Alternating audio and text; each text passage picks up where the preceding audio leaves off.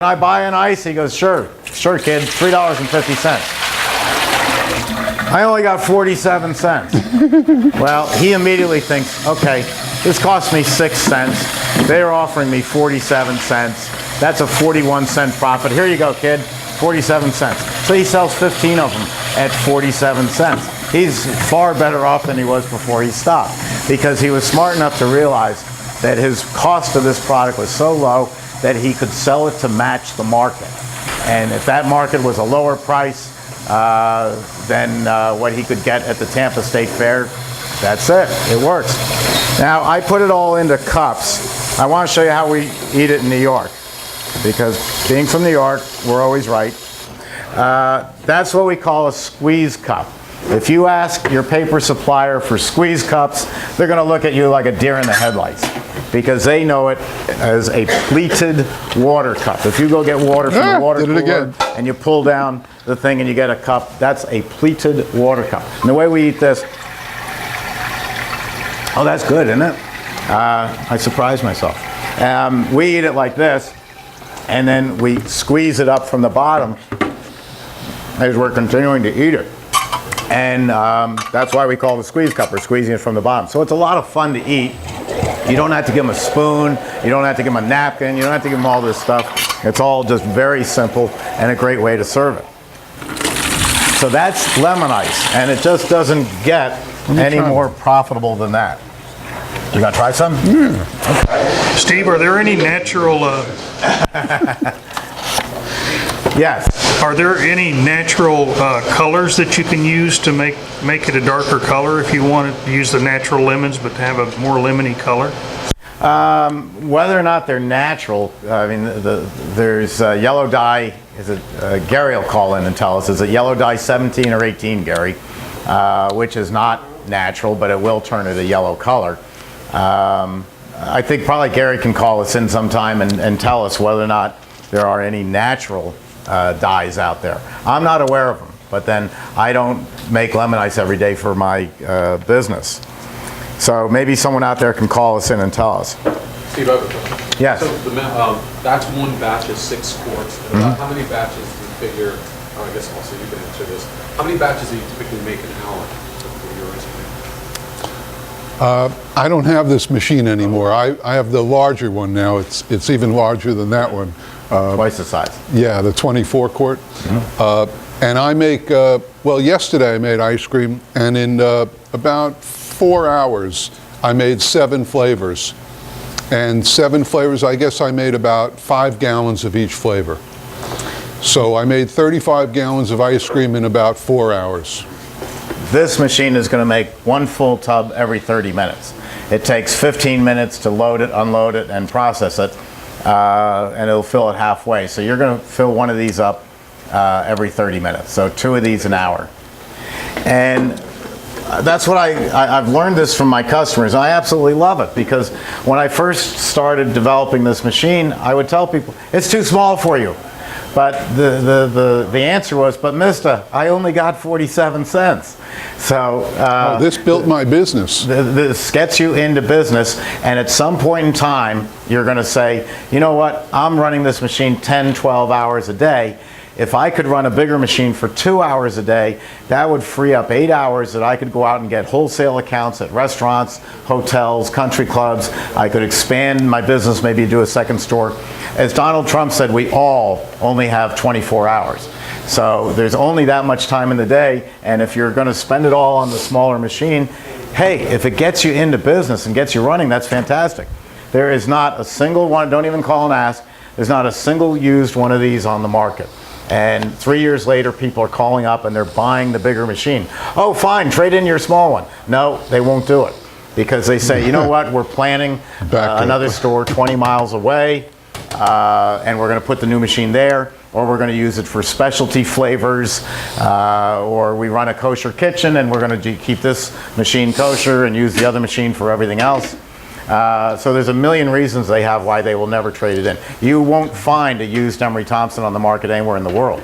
And if you do, it's usually older than me, and I'm about his age. Yes. Did you have a question? The nice thing about that machine, we have that one. You have this one. We have that one. And And the nice thing about that is he is able to change from recipe to recipe and make smaller batches, so we don't have to use a stabilizer if we have a request for just a smaller thing. But he's able to jump from recipe. He can make like 4 or 5 in a couple hours of different things. What the lady was saying that you couldn't hear was that they have the smaller machine and they're able to jump from flavor to flavor very easily. I'll get to your question. One point about that, Jeff did clean out the machine, but if you plan your production properly, you don't have to keep rinsing out the machine. I would make lemon, and then I would go to orange, and because orange is also a citric product, and it's darker than the lemon, so the very little bit of lemon that was left in there is going to get covered over by the orange. Then I would go to cherry, and then I would go to something darker than cherry. I'd go to grape, and then I would go from grape to black raspberry, and then I'd rinse out my machine. So you're not always rinsing out the machine. You had a question? On the last lunch with the president, I was online, and I saw that you said you can't make half batches on the small machine. Yes, the gentleman was asking, he said he watched us online. Thank you for tuning in. And I said you can't make half batches with this machine. You can with the bigger machines, you can make half batches. But 6 quarts, you saw that pan, that's not all that much. And we don't want you to make half batches because you're putting so little into it. If you put only, say, 2 or 3 quarts finished going into the machine, it's so little that it's going to freeze to the walls and it's not going to freeze properly. Or you're used to it taking 9 minutes for ice cream and all of a sudden it makes it in 5.5, but you're off doing something else and you freeze up the machine. It causes too many user headaches to make a half batch. That's one answer. The other answer is, but I wanted to make a half batch of bubblegum licorice ice cream because my bubblegum licorice ice cream just doesn't, move as fast as the lemon. Well, the answer is, if you're always making half batches of bubblegum licorice and it's not moving, guess what? People don't like bubblegum licorice ice cream. It's a lousy flavor. Throw it out. So if you can't make just 6 quarts and sell it, you should be rethinking what you're making, not whether or not the machine is, mechanically able to do it. Question? Can you keep your ices in the same ice cream cabinet? I mean, you know what I'm saying, in your display cabinets where you're dipping? Yeah. Does it hold the same as ice cream? Great question. The question is, can you keep your ices and ice cream in the same cabinet? When I see Italian ices in the same cabinet as ice cream, and again, sorry to you guys in the Northeast, you don't like hearing this. If I see ices and ice cream in the same cabinet, I don't want the ices. I really don't. Because ice cream is scooped at 6 degrees above 0 Fahrenheit. 6 degrees. Well, do you have a This Sharpie? Italian ice is scooped 10 degrees warmer. I just put 16 the degrees lemon above ices 0 in the freezer and Fahrenheit. nobody's going to know what it is. A 10-degree differential. If I put that ice in with my ice cream, Or a blank it's label going and to turn I'll write rock on it. hard. So when I Yeah, go into a that's good. store and Thanks. I see that they've got ices and ice cream together, I know there's a heck of a lot of chemicals in that Italian ice in order for it to scoop the same. I just don't want to eat that. That's not, to me, a fresh ice. Ices should be in a separate cabinet. Now, you go into a Baskin-Robbins or any other store, you see a lot of what they call the visual display cabinet. That's the terminology, visual display cabinet. That means you can see in and you can see the flavors. It's got the advantage that it looks pretty, people can see it, they can see the flavors. The disadvantage is you get people standing online for a long time because, oh, do I want that one or do I want that one? So a lot of people like these, what I call the floppy door cabinet. I'm sure they've got a proper name, but I call it the floppy door cabinet. You can't see the product, but where these are fantastic is for Italian ice. Because as the Italian ice sits in the tub over the next 3 days without any chemicals in it, without any stabilizers, the flavor is going to bleed to the bottom of the can. We want to sell it. We look at the weather. You become very weather dependent in the Italian ice business. You say, oh, this is Friday. It's going to be a beautiful sunny weekend. Let's make 3 or 4 batches of lemon ice. We're going to go through it. After 3 days, a little puddle of flavor forms in the middle of the tub. So you go into an old-fashioned pastry shop in Ozone Park, New York, and the server is in there, and the server,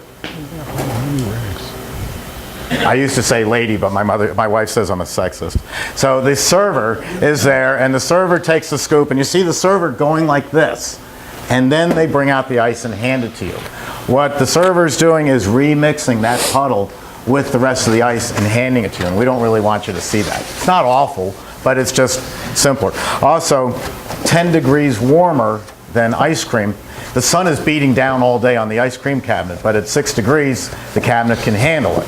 At 16 degrees, you start getting variations in temperature. So this thing, with the lid closed, even if you took the lid away, it's still going to hold its temperature beautifully because cold air falls.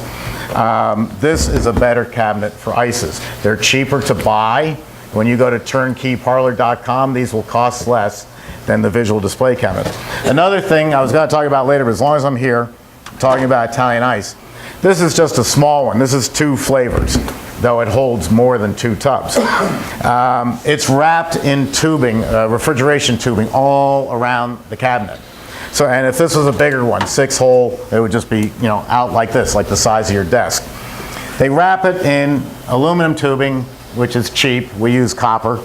And they wrap it in tubing, and that's your source of cold going all around it. So, right here, this tub is getting 2 walls of refrigeration on it. It's colder at this corner than it is here. Even though it's all set at 16 degrees, it's colder here, it's colder here, it's colder here, it's colder here than either here or here or here or here.